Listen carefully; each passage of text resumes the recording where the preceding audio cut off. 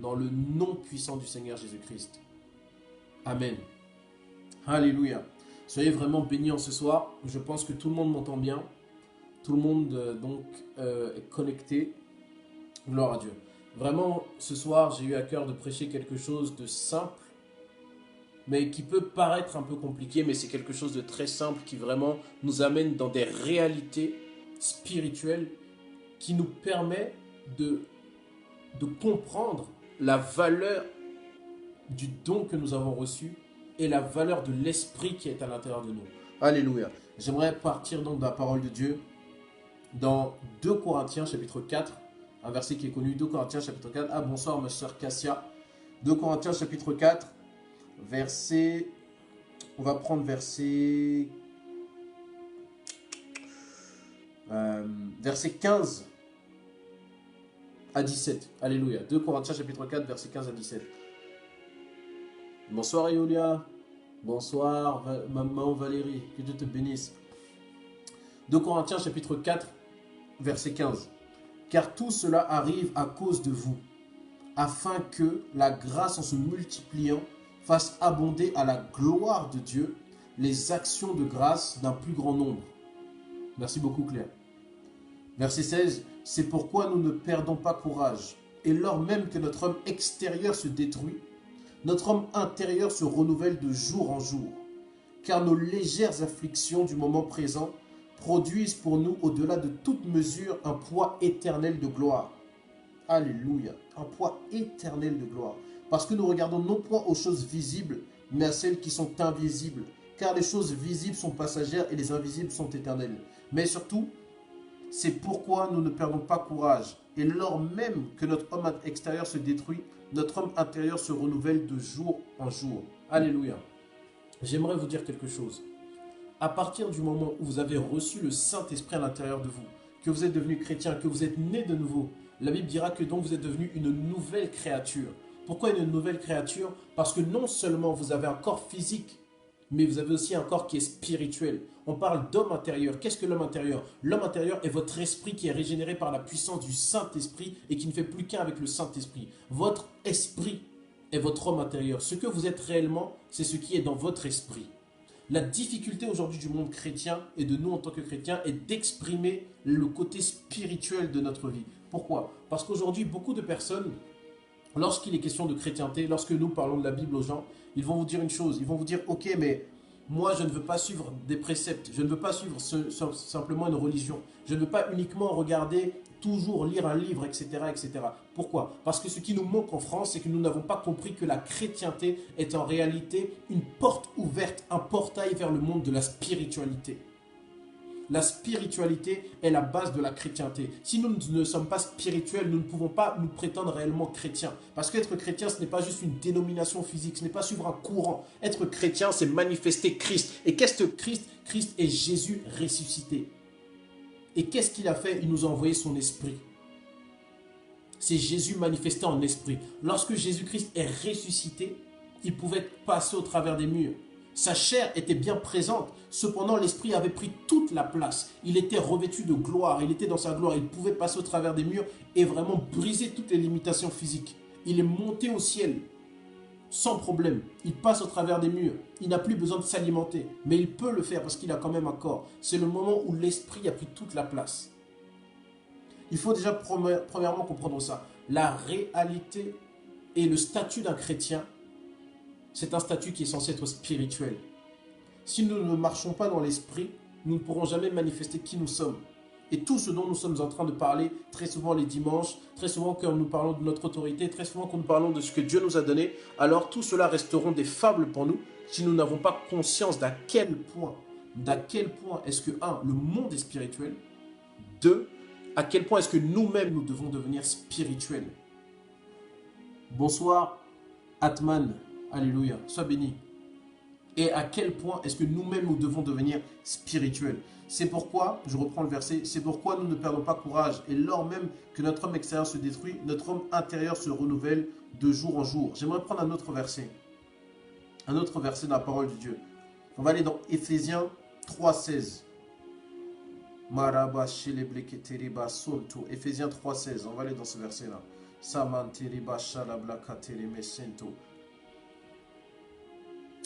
Alléluia. On va d'abord prendre à partir de Éphésiens chapitre 3, verset 14. À cause de cela, je fléchis le genou devant le Père, duquel tire son nom toute famille dans les cieux et sur la terre. Bonsoir, bonsoir mon frère Jean-Marc. Duquel tire son nom toute famille dans les cieux et sur la terre, afin qu'il vous donne selon la richesse de sa gloire d'être puissamment fortifié par son esprit dans l'homme intérieur, en sorte que Christ habite dans vos cœurs par la foi, afin qu'étant enraciné et fondé dans l'amour, vous puissiez comprendre avec tous les saints quelle est la largeur, la longueur, la profondeur et l'amour, et connaître l'amour de Christ qui surpasse toute connaissance, en sorte que vous soyez remplis jusqu'à la plénitude de Dieu. Ok, il faut comprendre une chose. Pourquoi est-ce que donc dans les deux versets de tout à l'heure, j'ai parlé de l'homme intérieur et de l'homme extérieur? Et pourquoi est-ce qu'il est dit que plus l'homme extérieur se détruit et plus l'homme intérieur progresse? La Bible dirait une chose, soyez renouvelés par la connaissance. Soyons dans le renouvellement de la connaissance et soyons fortifiés par la connaissance de qui est Christ. Si nous arrivons à comprendre qui est Christ, notre esprit sera renouvelé et nous marcherons et nous marcherons et nous marcherons dans une vie qui est absolument spirituelle et dans une vie qui manifeste la gloire de Dieu. Mais le vrai problème est comment marcher dans la connaissance de Christ. La Bible dira, ne vous conformez pas au siècle présent, mais soyez sans cesse renouvelés par la connaissance de la parole de Dieu, par la connaissance du Fils de l'homme. Donc, quel est le but? Le but est de marcher dans la connaissance. Mais de quelle connaissance ici la parole parle? Est-ce que c'est une connaissance théorique, c'est-à-dire connaître chaque verset de la Bible? Il n'est pas question de ça. Est-ce que c'est une connaissance d'information, c'est-à-dire aller regarder les livres d'histoire, voir dans les livres d'histoire qu'est-ce qui s'est passé et simplement dire, ok, maintenant je connais exactement ce que Jésus a fait à telle date, ce qu'il a fait? Non. Il n'est pas question de ça. Ces choses sont positives parce que ces choses nous aident à imager et nous aident à placer du concret sur des événements qui ont pu se passer dans la Bible et nous aide à être précis sur ce que nous disons. Mais il n'est pas question de cela ici. Ici, lorsqu'il est question de renouvellement dans la connaissance de Dieu, de renouvellement dans la connaissance de Jésus, il est question d'expérience. Il est question d'expérience. Pourquoi est-ce que certaines personnes qui ont vécu des accidents graves sur la route, par exemple, lorsqu'ils arrivent à trouver d'autres personnes qui ont vécu les mêmes accidents sur la route, ils peuvent échanger et discuter? Et naturellement, alors même que d'autres personnes n'ont jamais vécu d'accident, s'ils leur demandent de s'ouvrir, il y aura beaucoup plus de mal à une personne qui a vécu un accident à s'ouvrir à une personne qui n'en a pas vécu, plutôt qu'à une autre qui a vécu la même chose. Pourquoi? Parce qu'il y a un lien physique et spirituel dans l'acte que les deux ont vécu. Parce que l'un et l'autre ont vécu la même chose, il y a une concomitance, il y a une correspondance qui fait que naturellement, l'âme de l'un va être plus prompte à s'ouvrir à l'âme de l'autre. Ce qui fait que souvent les personnes qui ont vécu les mêmes choses, et c'est ça même qui peut parfois être étonnant, les personnes qui ont vécu les mêmes choses se rapprochent. Vous allez remarquer que des personnes qui ont vécu parfois les mêmes traumatismes se rapprochent les unes des autres. Et c'est en discutant, ils se disent, mais tu as vécu ça, mais moi aussi j'ai vécu ça. Pourquoi? Ce n'est pas un hasard. Parce que spirituellement, les choses fonctionnent ensemble. Spirituellement, certains actes permettent de rapprocher certaines personnes. Et alors même que les personnes ne sont même pas forcément chrétiennes ou spirituelles, ils se retrouvent comme poussés dans leur âme à être attirés vers des personnes qui sont comme elles. C'est pour ça que Dieu et que la parole de Dieu nous dira que les mauvaises compagnies corrompent la bonne mœurs. Et de la même manière qu'il faut prendre garde à qui est-ce qui marche à nos côtés. Parce que deux personnes ne peuvent marcher ensemble s'ils ne se sont mis d'accord. C'est pour ça que Dieu nous dira de faire absolument très attention à qui est dans notre entourage et avec qui nous marchons. Parce que ces mêmes personnes avec qui nous marchons, si nous ne sommes pas pareils, il y aura une difficulté. Alors ce qui va se passer, c'est qu'il y aura un changement. Soit eux vont changer pour devenir comme nous et adopter notre manière de vivre, soit nous allons changer pour devenir comme eux. Et la plupart du temps, c'est la loi du nombre qui gagne. Si vous avez beaucoup d'amis, beaucoup de personnes autour de vous qui sont néfastes, qui vous apportent de mauvais conseils, de mauvaises choses, si vous restez beaucoup avec ce genre de personnes, vous allez voir que naturellement, votre âme va commencer à changer à cause de l'influence. À cause de l'influence qui est en train de se passer, vous allez commencer à changer et à devenir comme eux. Parce que vous savez, les liens d'âme ne se donnent pas uniquement comme on pourrait croire par relation sexuelle. En disant oui voilà j'ai été avec telle personne, j'ai couché avec telle personne, etc. Il y a eu un lien d'âme. C'est faux. Il peut y avoir un lien d'âme dans ce genre de cas, mais il n'y a pas que ce genre de cas. Lorsque nous lisons la parole de Dieu et que nous sommes scripturaires, nous nous rendons compte d'une chose. C'est que dans la Bible, il est réellement question d'un lien d'âme, d'un attachement qu'il s'est passé entre deux personnes qui sont deux hommes et qui n'ont eu aucun rapport ensemble. Il est question de David et Jonathan. Et comment est-ce que ça s'est passé? La Bible dira que lorsque Jonathan a entendu David parler, il l'a aimé comme son âme. Il l'a aimé comme son âme. Il l'a aimé comme son âme. Ça veut dire quoi? Ça veut dire que être lié à l'âme de quelqu'un et être vraiment proche d'une personne, ça n'est pas lié au contact physique, mais c'est lié au contact de la parole et au contact des oreilles. La vraie fusion, la vraie fusion totale et permanente, la vraie connaissance, lorsque la Bible dira « je t'ai connu », ce n'est pas qu'une connaissance physique, c'est-à-dire ce n'est pas que aller avec une personne, aller avec sa femme dans la chambre, etc. Ce n'est pas ça. C'est une connaissance qui est avant tout spirituelle. Les choses physiques ne sont que l'ombre des choses spirituelles. Et comment est-ce qu'on se connaît spirituellement? Comment est-ce qu'on peut dire qu'on partage la même chose? C'est la parole. Parce que la parole est une semence.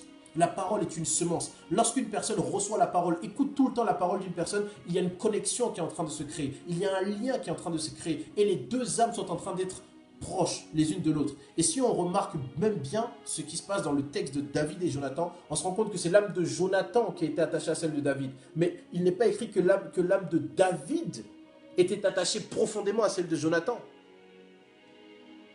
David, je pense, devait aimer Jonathan. Mais Jonathan aimait David comme lui-même. Pourquoi? Parce que c'est Jonathan qui écoutait David. Parce que c'est Jonathan qui a écouté, qui a absorbé, qui a mangé la semence de David, spirituellement, donc la parole de Dieu. Et cette semence a tellement été imprégnée en lui que son âme a été proche de cette personne. Et il a dit, je t'aime comme ma vie, je t'aime comme moi-même. De la même manière, les hommes de Dieu que vous écoutez, les personnes que vous laissez prier pour vous, les messages sur lesquels vous venez écouter, les messages qui vous touchent, qui vous transpercent, ces hommes de Dieu qui ont une onction, qui ont une capacité vraiment à vous faire passer à un autre niveau dans la parole, dès que vous les écoutez, vous êtes en train de manger une semence qui provient d'eux. Et forcément, même si vous ne les avez jamais rencontrés, votre âme est liée à la leur. Et comme votre âme est liée à la leur, il existe un lien spirituel entre vous. Voilà pourquoi très souvent, et ça marche dans le prophétique, lorsque, souvent je regardais, quand parfois les prophètes, souvent même Al-Floukao, il localisait quelqu'un, en tout cas dans ses anciennes vidéos, il disait, on ne sait pas parler, mais je sens que tu me regardais, ou que tu priais pour moi, ou que tu m'écoutais. Parce qu'ils arrivaient à ressentir le lien qu'il y avait entre les deux. Et très souvent, on est plus naturellement attiré, et ça c'est quelque chose de fort, dans le prophétique, on est plus rapidement attiré vers une personne qu'on écoute beaucoup. Et cette personne, si en plus elle est sensible spirituellement, elle saura que parce que vous l'écoutez beaucoup, il y a un lien entre vous et elle pourra plus être à même de vous bénir et de vous donner ce dont vous avez besoin. C'est un principe spirituel. C'est pourquoi faisons attention à qui nous donnons nos oreilles et à ce que nous voulons écouter. Et actuellement, il y a de très bons prédicateurs. Moi, je pense à mon père spirituel, l'apôtre Daniel, vraiment. Il faut aller l'écouter. C'est un homme qui bénit, c'est un homme vraiment qui nous pousse dans les hauteurs et dans les profondeurs de la parole. Je pense aussi donc actuellement mon frère Emeric, le prophète, qui a fait ses propres cours. Vous pouvez aller vous inscrire à ses cours. Vous pouvez vraiment aussi l'écouter. C'est un homme qui va vous bénir. Je pense à toutes les personnes vraiment qui vraiment nous poussent plus loin dans la parole de Dieu. Je pense au pasteur Jean-Charles, je pense vraiment à Alexis, je pense à beaucoup de personnes. Mais en tout cas, faites très attention. N'écoutez pas tout et n'importe quoi. Ne salissez pas vos oreilles, car c'est une semence qui, lorsqu'elle est plantée, créera un lien. Et ce lien pourra créer des choses derrière. Ok, revenons au message. Pourquoi est-ce que je vous ai donc parlé ici là donc de lien d'âme, etc., etc. Pour vous montrer que c'est la parole qui change, c'est la parole qui féconde et c'est la parole qui crée les liens entre les personnes. Et la Bible dira que nous sommes puissamment fortifiés dans notre homme intérieur. Et nous sommes fortifiés dans notre homme intérieur afin qu'étant enracinés, fondés dans l'amour, nous puissions comprendre avec tous les saints quelle est la largeur, la longueur, la profondeur et la hauteur et connaître l'amour de Christ qui surpasse toute connaissance, en sorte que vous soyez remplis jusqu'à toute la plénitude de Dieu. Le but à atteindre de la fortification de l'homme intérieur, c'est de rentrer dans la connaissance de Dieu. Et comme je l'ai dit, c'est la parole qui est spirituelle. C'est la parole qui féconde et c'est la parole qui change. Ce que vous savez, aujourd'hui nous sommes dans un monde qui est créé par la parole. Genèse. Au commencement, Dieu a parlé et la chose est arrivée. Au commencement, il avait une lumière. Cette lumière qu'on retrouve dans Jean chapitre 1, qui est en fait la parole de Dieu. C'est-à-dire que Dieu, pour vous faire rentrer dans la connaissance de qui il est, très souvent, et c'est ça qui est très fort, très souvent, il peut utiliser la parole. Il peut utiliser la parole et vous dire, va lire tel verset, etc. pour que vous ayez déjà une idée intellectuelle. Mais ce que Dieu veut surtout, c'est que vous ayez des rémas, des révélations profondes par rapport à ce qui est dit. Et pour avoir une révélation profonde, parce que l'homme est créé à 3 niveaux, il faut qu'il ait une révélation dans son corps, il faut qu'il ait une révélation dans son âme, il faut qu'il ait une révélation dans son esprit. Donc, quelque chose que vous avez reçu dans votre esprit, comme une révélation profonde, tôt ou tard, Dieu va permettre à ce que vous viviez l'expérience de ce que vous venez de recevoir dans votre esprit.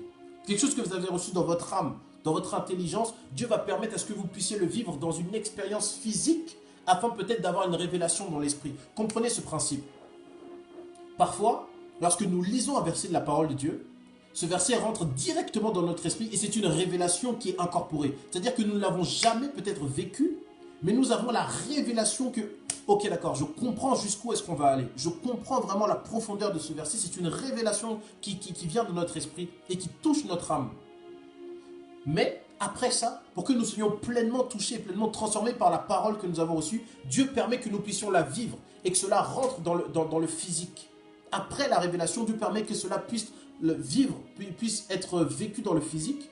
Parce qu'après l'avoir vécu dans le physique, nous aurons donc compris totalement, dans nos 3 parties, ce que la parole et ce que cette révélation implique. Nous l'aurons compris spirituellement, nous l'aurons compris dans nos émotions, dans notre âme, dans notre intelligence, et nous l'aurons compris physiquement. Parfois aussi, on peut lire un verset et ne pas le comprendre. Il ne reste que dans l'intelligence. Et Dieu va dire, parce que ce verset-là, la révélation ne vient que par l'expérience. Parce que tu auras vécu ça de telle manière, alors la révélation que tu auras, alors l'expérience que tu auras vécue dans ton corps physique, dans tes émotions, cette révélation-là pourra maintenant s'installer dans ton esprit. Quel plan merveilleux. Dieu se permet de nous donner des révélations à différents stades et par différents biais. Par l'âme, soit au travers des expériences physiques pour qu'on comprenne dans notre esprit, soit directement dans l'esprit et ensuite pour nous le faire expérimenter dans le physique. Dieu est vraiment merveilleux. Il nous connaît parfaitement. Tout ça pour dire que là, je viens parler de la deuxième partie. Celle où nous lisons la parole de Dieu. Elle vient de notre âme. Nous n'en avons pas une pleine révélation. Et Dieu permet que nous vivions la situation dans le monde physique, histoire que cette situation s'imprègne en nous de manière à ce que nous ayons la révélation spirituelle de ce que nous venons de vivre dans le physique. Et donc, c'est en cela qu'il dit que le but est de fortifier l'homme intérieur. Sauf qu'à quoi sert la parole? La Bible dira que la parole est une épée à double tranchant. Elle sépare moelle et jointure. La parole sépare la chair de l'esprit. Le but, même lorsque vous allez vivre une expérience physique qui est liée à une révélation de la parole, cela peut paraître peut-être démesuré, mais c'est une réalité. Si vous vivez cette expérience dans le physique et que c'est le physique qui est dominant, cette expérience pourra vous faire du mal alors qu'elle est censée vous faire grandir en esprit. Par exemple, la Bible dira que Dieu élève ceux qui sont humbles. Vous avez compris dans votre âme. Dieu vous met dans une position où peut-être on vous rabaisse. Mais il permet qu'on vous rabaisse.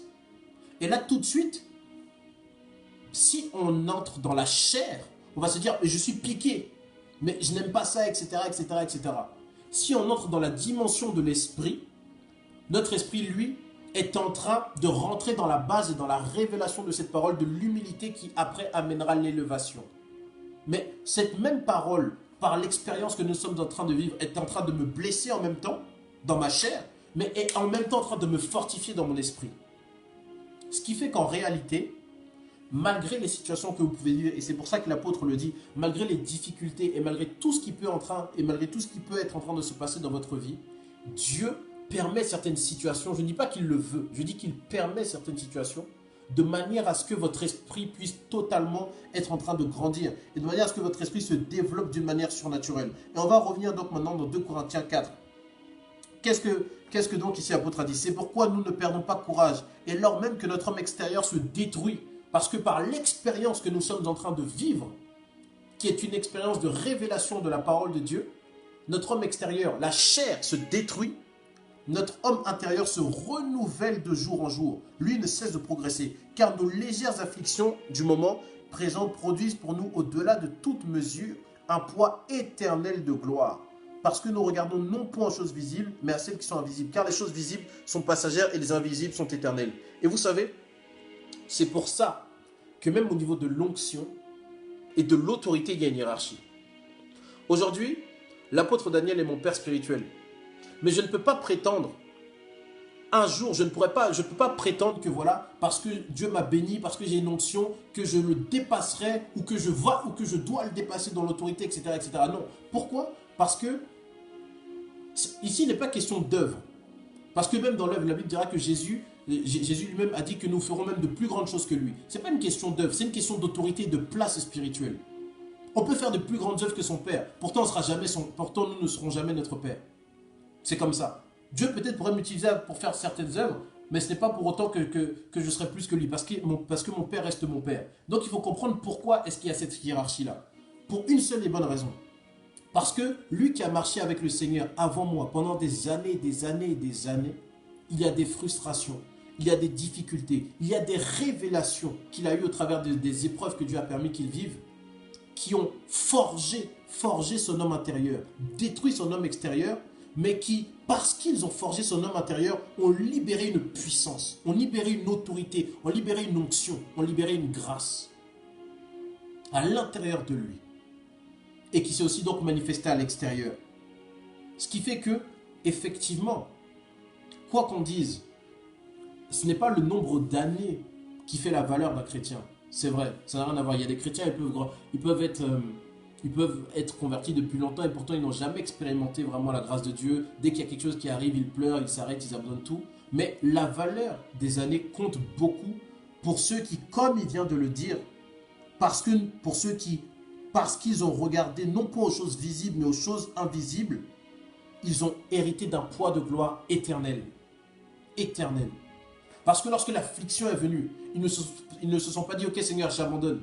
Ils se sont dit « Ok Seigneur, je sais que cette chose qui arrive, tout concourt au bien de ceux qui aiment Dieu. Donc même une petite situation qui est difficile et compliquée, Seigneur, si tu permets que cela arrive, je vais m'en sortir. Mais je ne vais pas m'en sortir uniquement. Par ma force et me vanter après. Non, je m'en sortirai en sachant que de un, tu m'as donné la force et la capacité de m'en sortir. Et je m'en sortirai de deux avec une pleine bénédiction. Parce que mon esprit était fortifié dans cette situation. Et même si je n'en ai même pas conscience, parce que je me serais humilié devant toi, parce que j'aurais accepté, parce que je me serais dit « Ok Seigneur, je comprends ce que tu veux m'expliquer, je marcherai dans la victoire et je marcherai dans la puissance de Dieu au sortir de cette épreuve. » Attention, je ne dis pas qu'il faut accepter l'épreuve, rester assis et se dire « Ok, merci Seigneur pour cette épreuve. » Non, je dis qu'il faut accepter le fait que ce soit une épreuve et accepter le moyen que Dieu nous en donne d'en sortir, c'est-à-dire la parole de Dieu. Accepter de ne pas être rebelle, même si les situations nous poussent à faire l'inverse, dans les situations compliquées, difficiles, en disant « Non, Seigneur, c'est compliqué, je ne peux pas faire ci, je ne peux pas faire ça. » Non, la parole de Dieu me dit de rester calme et que Dieu s'occupe de moi. Ok Seigneur, je ne vais pas laisser la chair l'emporter, je resterai calme, tranquille. Le Saint-Esprit de Dieu en moi fera gérer une force dans mon esprit qui certes, aujourd'hui ne se verra pas, mais qui dans quelques mois, qui dans quelques années ressortira et me permettra d'aller plus loin que ce que j'aurais pu faire avant. Et mon esprit ne cesse de grandir. C'est pour ça que, bien sûr, la parole, le jeûne, la prière, toutes ces choses aident énormément à avoir l'onction. Mais une des choses aussi primordiales, c'est la capacité, malgré les épreuves, malgré l'adversité, malgré les tentations, malgré tout ce qui peut se passer, de tenir ferme. Parce que c'est des révélations que vous affrontez, c'est des révélations que vous avez, et c'est des expérimentations que vous avez dans le physique qui vous donneront des révélations de votre esprit. Et même si vous-même, vous n'en avez pas conscience parfois, lorsque vous sortez d'une épreuve, vous n'avez pas conscience, vous dites « Ah ouais Seigneur, je me rends compte que moi, j'en suis sorti, etc. etc. » Vous ne savez pas que votre esprit, parce que vous avez choisi la voie de la parole de Dieu, s'en est sorti avec une plus-value. Vous n'êtes plus les mêmes. Vous n'êtes plus les mêmes. Et pourquoi est-ce que Dieu nous fait passer par ces choses-là? Parce qu'en réalité, Jésus a été le premier à passer par ces choses-là. Malgré le fait qu'on l'ait cloué sur la croix, malgré le fait qu'il ait pris pour tous ceux qui ne le connaissaient pas, pour tous ceux même qui lui crachaient dessus et qui ne voulaient pas être avec lui, avant de donner son dernier râle, il a dit, Père, je remets mon esprit entre tes mains. Même jusqu'au bout, je remets mon esprit entre tes mains. Il voyait l'esprit. Il ne regardait pas la chair qui était en train de souffrir. Il voyait son esprit, qui malgré l'épreuve qu'il était en train de vivre, de la croix du calvaire, allait être élevé, béni et allait atteindre la royauté. C'était ça sa visualisation. Et c'est ce qui s'est passé. 3 jours.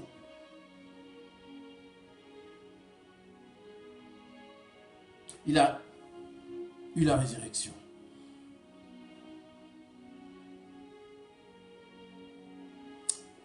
Oh, il y a eu la résurrection.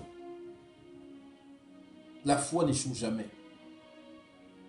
Voilà pourquoi la Bible dira que la foi vient de ce qu'on entend. Et ce qu'on entend vient de la parole de Dieu. Ça ne veut pas dire que ça vient uniquement de la parole écrite.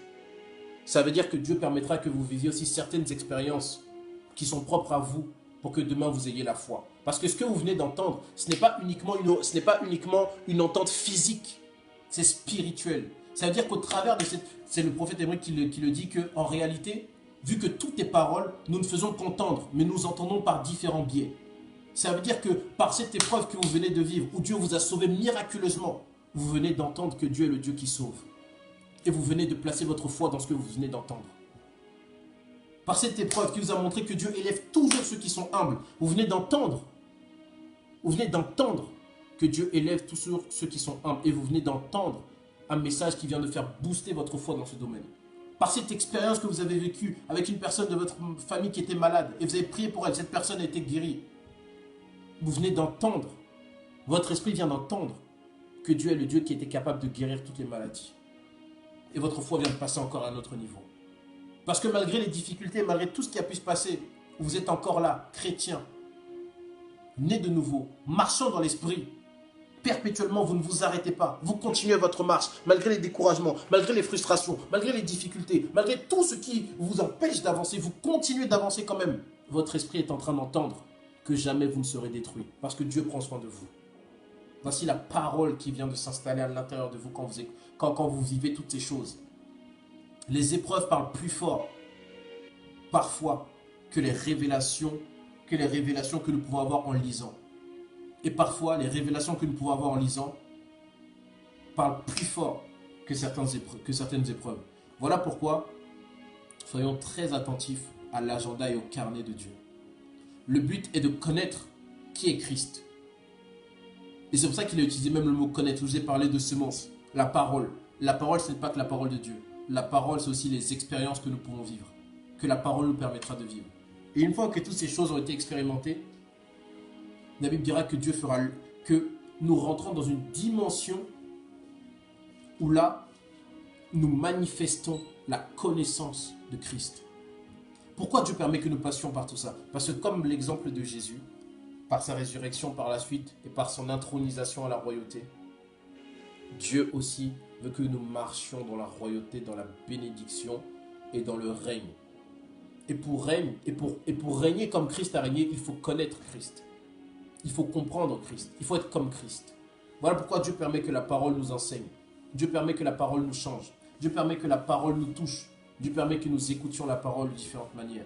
Parce qu'une fois que nous l'avons écoutée, une fois qu'elle a imprégné en nous, une fois qu'elle nous a transformés, vous marchez comme Christ marche.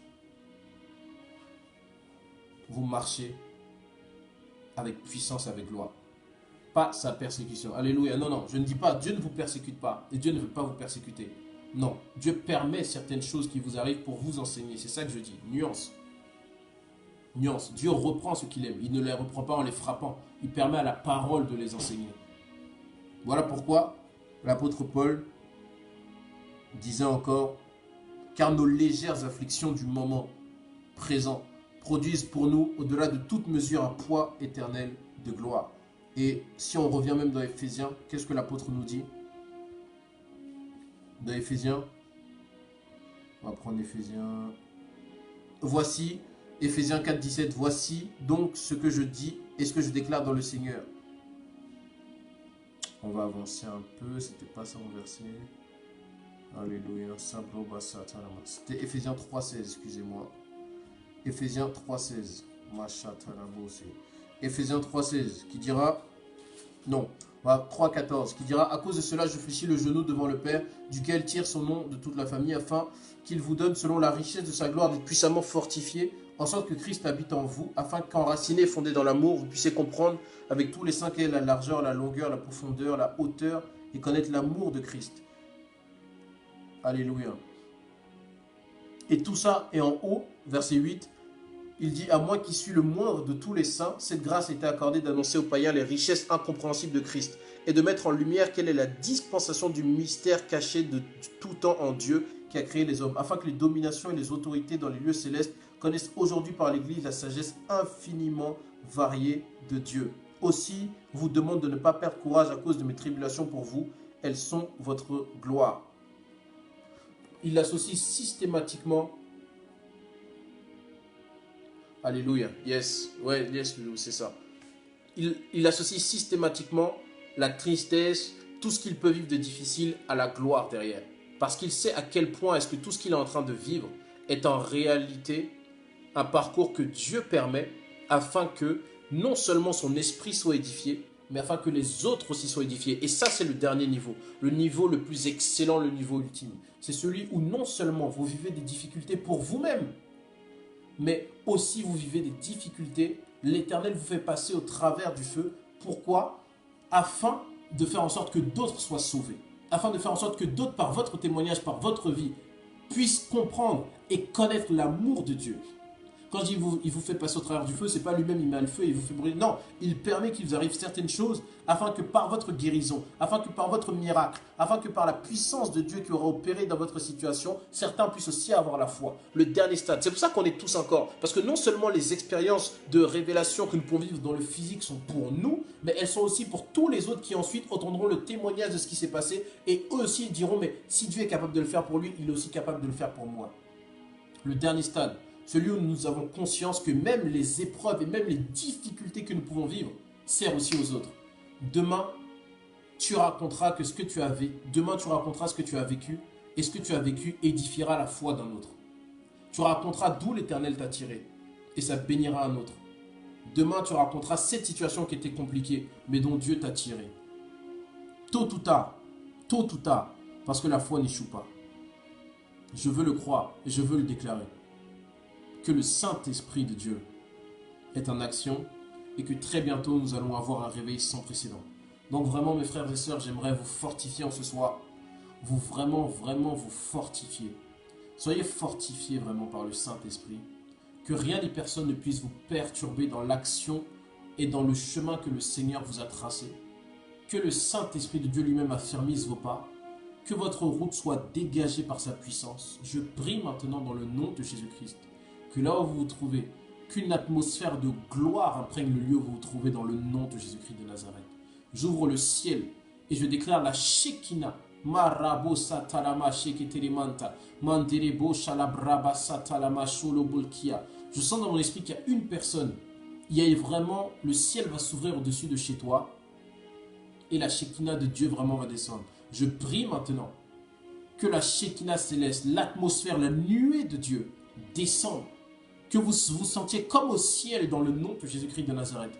Et que le Saint-Esprit se meuve là où vous vous trouvez. Saint-Esprit de Dieu, fortifie tes enfants. Je retire tout fardeau et toute difficulté de leurs épaules. Et je déclare sur eux la main puissante et bénissante de l'Éternel. Qui vous garde, qui vous propulse et qui vous amène plus loin avec lui. Je prie que vous soyez renouvelés par la puissance de la parole de Dieu. Que vos yeux s'ouvrent lorsque vous lirez la parole de Dieu. Et que vous ressentiez les bienfaits de cette parole jusque dans votre esprit. Je prie, Seigneur, que tu donnes des expériences aussi à tes enfants, afin qu'ils puissent le vivre physiquement, expérimenter physiquement les révélations qu'ils ont déjà, et vivre des expériences qui leur apporteront des révélations sur ta personne, sur ta connaissance, afin de pouvoir l'apporter aux autres. Je prie que toute préoccupation s'arrête dans le nom de Jésus-Christ. Que toute préoccupation liée aux familles, liée à comment est-ce que les enfants seront, liée à tout ce qui est programme scolaire, etc., ça arrête dans le nom de Jésus-Christ. J'arrête cela. Et je veux déclarer par la puissance du Saint-Esprit que le Saint-Esprit affermit vos pensées. Que là où vous êtes, vos pensées sont affermies maintenant. Affermies en lui. Que le souffle du Saint-Esprit soit sur vous. Que ce souffle vous garde. Que vos pensées soient régénérées par ce message. Que vos pensées soient régénérées par cette parole. Et que vous preniez conscience que jamais Dieu ne va vous abandonner. Et qu'à toujours vous êtes contenu dans ses bras d'amour. Alléluia. Merci Seigneur pour la pleine bénédiction que tu libères sur tes enfants. Merci Saint-Esprit de Dieu parce que tu donnes largement. Parce que tu donnes largement Seigneur. Et parce que tu fortifies ceux qui en ont besoin. Tu donnes aussi un feu plus grand à ceux qui sont déterminés, à ceux qui veulent avancer avec toi. Merci Seigneur. Merci Seigneur. Bravo sala braba katalama shonte le brabaskote. In Jesus' name. Maramaseke terebosa. Au nom de Jésus-Christ, au nom de Jésus-Christ. Soyez vraiment fortifiés, mes frères et sœurs. Que ce message soit vraiment une source de fortification pour vous. Que vous puissiez aller plus loin avec Dieu. Que jamais vous ne puissiez vous arrêter. Que vous atteigniez des sommets. Et que le Saint-Esprit transforme toute situation difficile en situation facile maintenant. Dans le nom de Jésus-Christ. Que le ciel s'ouvre au-dessus de vous.